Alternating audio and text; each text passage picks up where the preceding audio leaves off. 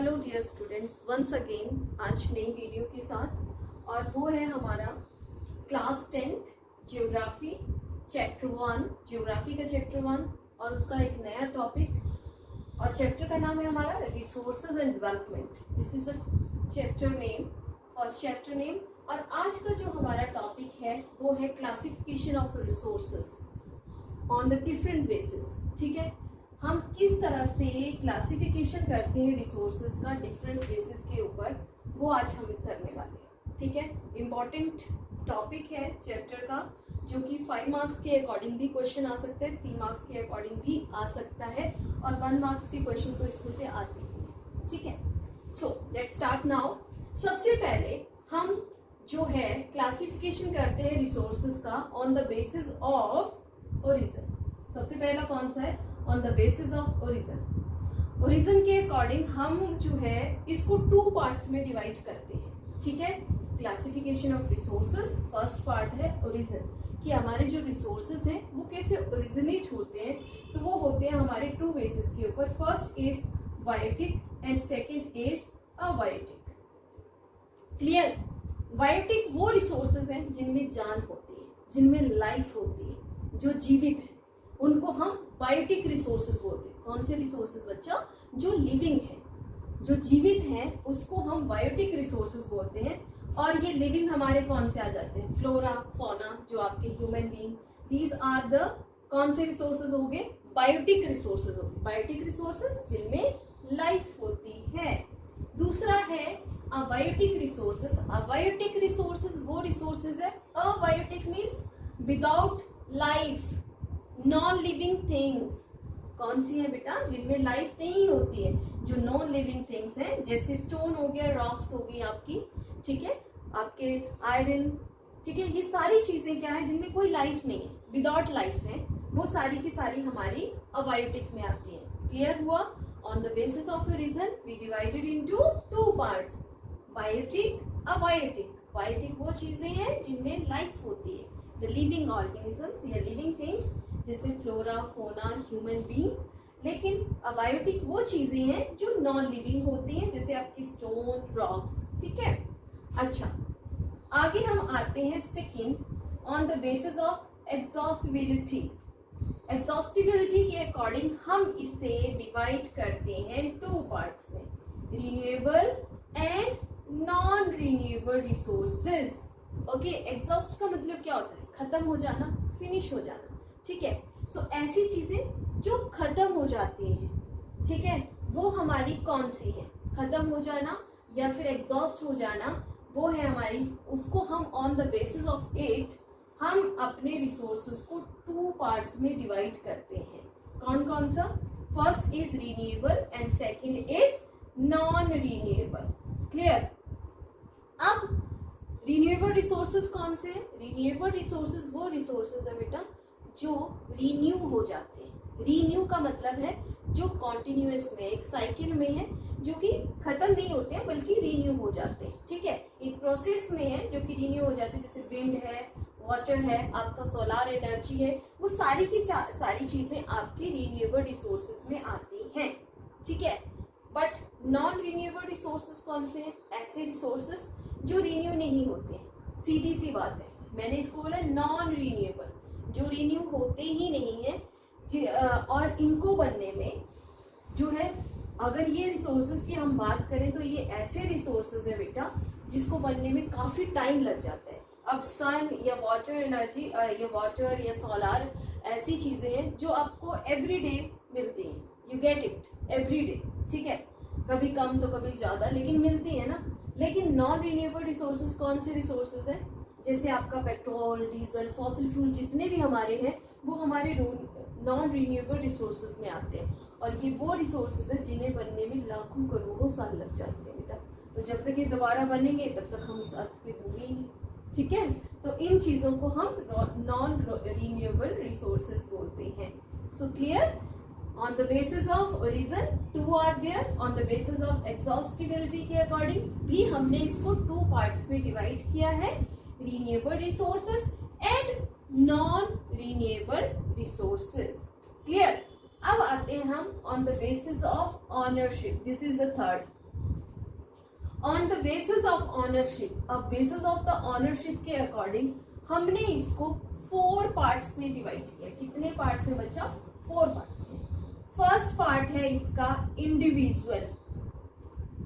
अब इंडिविजुअल क्या होता है? इंडिविजुअल ऑनरशिप का मतलब है जो सिर्फ और सिर्फ किसी एक पर्सन का होता है, जिसपे सिर्फ एक पर्सन का राइट है। फॉर एग्जाम्पल, मेरा घर, मेरी प्रॉपर्टी, मेरी गाड़ी, वो सारे की सारे रिसोर्सेज या सारे की सारी चीजें वो मेरी हैं। आपने एक प्लॉट ले रखा है, आपने अपना हाउस बना रखा है, आपके अपने खेत हैं, तो हम ऐसे बोलते हैं ना, ये तो मेरे खेत है, क्योंकि वो आपके नेम पे है। ठीक है, सो वो हो जाती है इंडिविजुअल प्रॉपर्टी। ठीक है, उसको हम इंडिविजुअल ऑनरशिप बोलते हैं। क्लियर? लेकिन सेकंड है हमारे पास, दिस इज द सेकंड, और सेकंड है आपके पास कम्युनिटी ऑनरशिप। अब कम्युनिटी ऑनरशिप का मतलब होता है बेटा जिसमें सिर्फ एक पर्सन का राइट नहीं है, जिसमें आपकी पूरी कम्युनिटी का राइट होता है, पूरा हक होता है उसमें। जैसे आपके पार्क, आपके प्लेग्राउंड, आपके बरियल प्लेसेस। ठीक है, तो ऐसी जगह है जहाँ पे सबका राइट है। एक पर्सन, ऐसा तो नहीं है कि पार्क में आप जाते हो तो सिर्फ आप ही जा सकते हो, कोई और पर्सन नहीं जाता, that is only for individual. ऐसा नहीं होता है। आपके घर का गार्डन आपका हो सकता है, वो लोगों का नहीं हो सकता, लेकिन आपका जो पार्क्स हैं और पिकनिक स्पॉट है या फिर आपके जो सोसाइटी में प्ले ग्राउंड्स हैं, वो आप सबके हैं, वो आपका इंडिविजुअल नहीं है, तो उसको हम कम्युनिटी ऑनरशिप में लेते हैं। क्लियर? आई होप कि यहाँ तक क्लियर हो गया। अब आते हैं हम थर्ड पे, और थर्ड है हमारा नेशनल। थर्ड कौन सा है बेटा? National resources. अब नेशनल रिसोर्सेस कौन से होते हैं? नेशनल रिसोर्सेज वो रिसोर्सेज हैं जिनके ऊपर ना तो किसी एक इंडिविजुअल का राइट है, ना तो किसी कम्युनिटी का राइट है, बल्कि पूरा का पूरा नेशन का राइट है उसके ऊपर। वो नेशनल प्रॉपर्टी है हमारी। फॉर एग्जांपल, आपकी रिवर्स, आपकी मिनरल्स, आपका फॉरेस्ट, ये सबकी जो है वो पूरी कंट्री की बेटा उसके ऊपर जो है वो ऑनरशिप है। ठीक है, फॉर एग्जांपल जैसे आपके कुछ एक स्टेट्स में सबसे ज्यादा मिनरल रिसोर्सेज पाए जाते हैं, झारखंड, महाराष्ट्र, ये कुछ ऐसे स्टेट्स हैं जहाँ सबसे ज्यादा रिसोर्सेज हैं। तो इसका क्या मतलब हुआ कि वहाँ पे सिर्फ महाराष्ट्र और आपके झारखंड, छत्तीसगढ़, इन्हीं स्टेट का वहाँ पे राइट है उन रिसोर्सेज के ऊपर? नो, उसके ऊपर हमारे नेशन का राइट है, और वो जो है सब जहाँ जहाँ उसकी जरूरत है उस स्टेट में सब जगह पहुँचाए जाते हैं। ठीक है, तो उसको हम बोलते हैं नेशनल प्रॉपर्टी। आपके फॉरेस्ट हो गए, आपके मिनरल्स हो गए, आपकी रिवर्स हो गई, आपकी जितने भी आपकी ये चीजें हैं वो सारी की सारी नेशन के अंदर आती है। ठीक है, इसके अलावा एक नेशनल टेरिटरी भी हमारी इसमें आपकी नेशनल प्रॉपर्टी के बारे में बात। जो नेशनल आपकी प्रॉपर्टी है, एक तो नेशनल प्रॉपर्टी हमारी हो गई मिनरल, फॉरेस्ट। ठीक है, आपके वो सारे नेशनल प्रॉपर्टी में आते हैं। इसके बाद हम बात कर रहे हैं आपकी नेशनल टेरिटरी की। अकॉर्डिंग टू द एनसीईआरटी जो वहां पे लिखा गया है, according to that I clear you बच्चा, कि सपोज करो यहाँ पे हमारी जो है वो कंट्री खत्म होता है। फॉर एग्जांपल, इंडिया का ये जो है वो दैट इज द पॉइंट, ये इंडिया का पॉइंट है जहाँ पे हमारा इंडिया की बाउंड्री खत्म हो रही है, ये कोस्टल एरिया शुरू हो रहा है। तो कोस्टल एरिया से लेकर के 12 नॉटिकल माइल तक, ठीक है, इसको 12 नॉटिकल माइल बोलते हैं, जो कि इंडियन जो ओशियंस होते हैं उसकी बात कर रही हूँ। जैसे जो ओशियन शुरू हुए इंडिया के आगे, तो उसके 12 नॉटिकल माइल्स तक, या फिर किलोमीटर में लेना हो तो 22.2 किलोमीटर तक जो है वो इंडिया की टेरिटरी मानी जाती है। यहाँ तक हमारी ओशियन जो टेरिटरी है वो यहाँ तक मानी जाएगी। यहाँ तक हम जो है नेशनली हमारी यहाँ तक बाउंड्री है, और हम यहाँ 12 नॉटिकल माइल तक या 22.2 किलोमीटर तक अपना जो है कुछ भी फ्रीली वर्क कर सकते हैं। चाहे वो फिशिंग है, चाहे वो सी पोर्ट बनाना है, ये कुछ बनाना है, आप इजिली यहाँ तक बना सकते हैं, क्योंकि यहाँ तक हमारी नेशनल टेरिटरी है। क्लियर हुआ? चलो, नेक्स्ट आता है हमारा इंटरनेशनल। जो इंटरनेशनल, अब इंटरनेशनल ऑनरशिप भी है। इंटरनेशनल ऑनरशिप बेटा वो ऑनरशिप होती है, इंटरनेशनल ऑनरशिप के अकॉर्डिंग आप जो हैं वो अपना आपका राइट जो है 200 नॉटिकल माइल तक रहता है। कहाँ तक रहता है? 200 नॉटिकल माइल। और 200 नॉटिकल माइल का मतलब है कि आपका यहाँ तक जो है एक्सक्लूसिव इकोनॉमिक जोन है। ये है एक्सक्लूसिव इकोनॉमिक जोन। क्लियर? तो ये जो है हमारा है एक्सक्लूसिव इकोनॉमिक जोन, जो कि बहुत इंपॉर्टेंट है according to the international ownership के अकॉर्डिंग। अब ध्यान से सुनो, इंटरनेशनल ऑनरशिप का मतलब है कि 12 नॉटिकल माइल तक तो हम फ्रीडमली वॉक कर सकते हैं, उसके ऊपर किसी प्रकार का कोई झंझट नहीं है, ठीक है? क्योंकि यहाँ तक तो मेरी एक तरह से नेशनल बाउंड्री ही आती है, जो कि मैंने पढ़ाया अभी आपको। लेकिन इंटरनेशनल बाउंड्री के अकॉर्डिंग हम जो है यहाँ से लेके, यहाँ से शुरू होगा 12 nautical mile is also included in 200, ठीक है? सो यहाँ से लेकर के यहाँ तक हमारा 200 नॉटिकल माइल हो रहा है। सो जो 12 नॉटिकल माइल के अबव जो शुरू हो जाती है वो हमारी बाउंड्री शुरू होती है इकोनॉमिक एक्सक्लूसिव इकोनॉमिक जोन। और एक्सक्लूसिव इकोनॉमिक जोन के अकॉर्डिंग अगर 12 नॉटिकल माइल के बाद जो ये बाउंड्री मेरे पास बनती है बेटा, उस पे मैं फ्रीडमली तो नहीं, मेरा राइट होता है, लेकिन उस पे मैं फ्रीडमली वॉक नहीं कर सकती। कुछ एक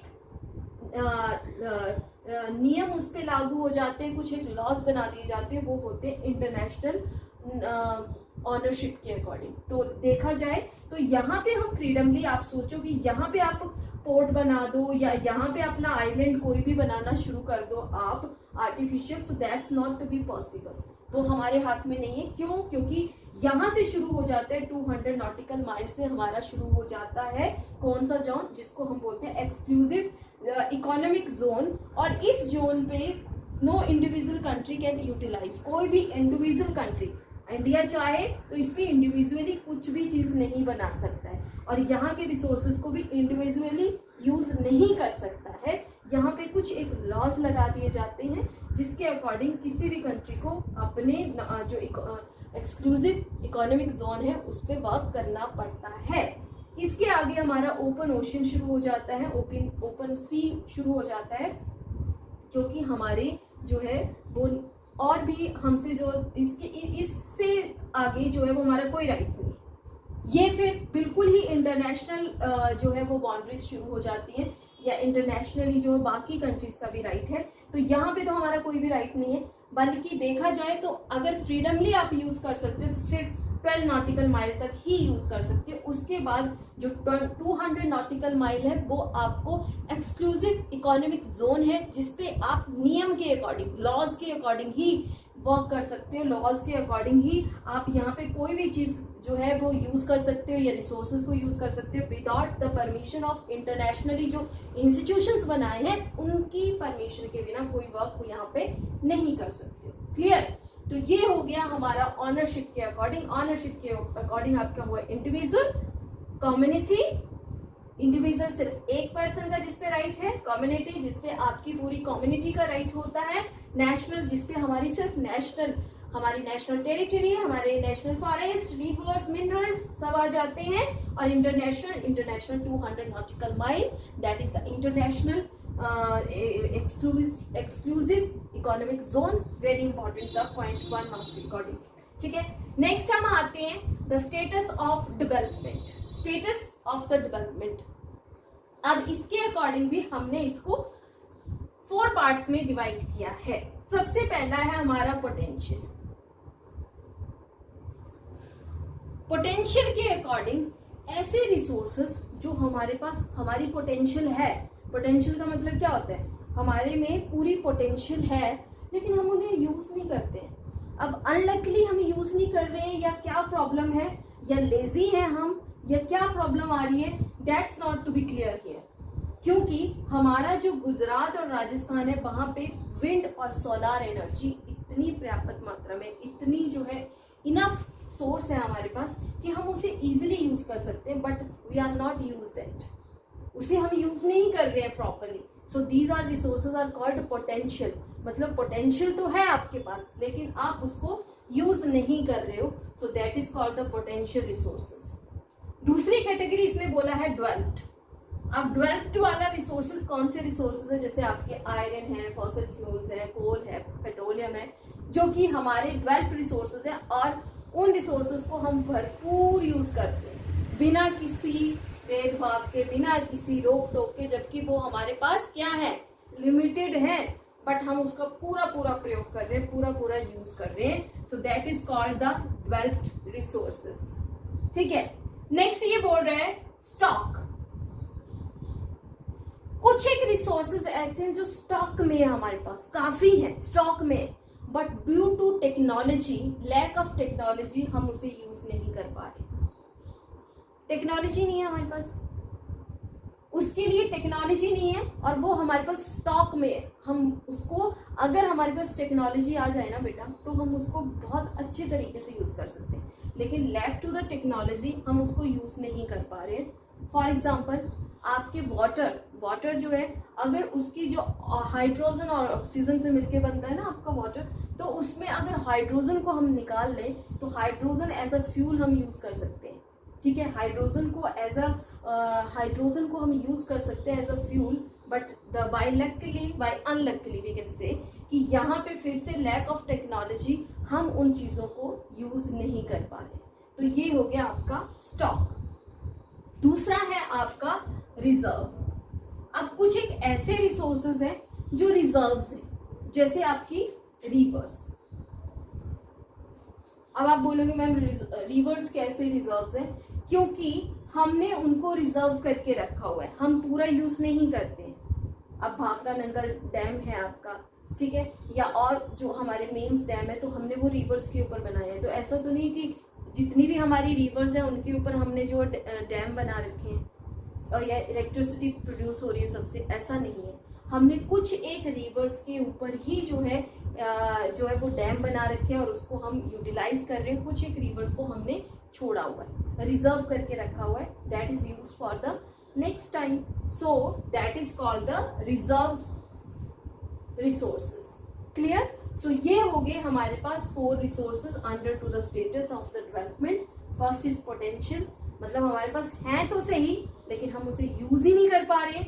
सेकेंड, डेवलप्ड, ऐसे रिसोर्सेस जो हमारे पास लिमिटेड है, लेकिन उसको हम पूरा यूज कर रहे हैं. आयरन हो गया, पेट्रोल हो गया, डीजल हो गया. स्टॉक, कुछ एक रिसोर्सेज ऐसे हैं जो स्टॉक में हमारे पास है, काफी हैं, लेकिन ड्यू टू द टेक्नोलॉजी हम उसको यूज ही नहीं कर पा रहे, जैसे वाटर है.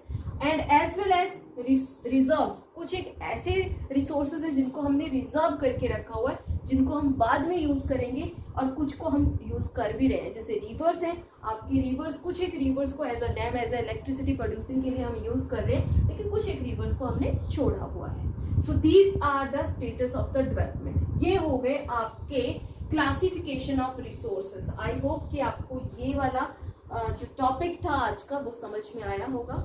सो एक बार फिर से इसको जो है एक बार रिवाइज कर लेते हैं. On the basis of region, biotic, abiotic, on the basis of exhaustibility, renewable, non-renewable, on the basis of ownership, individual, community, national, international, on the basis of the status of a development. It's divided into potential, wealth, stock, and reserves. So these are the main parts on the basis of classification of the resources. Thanks.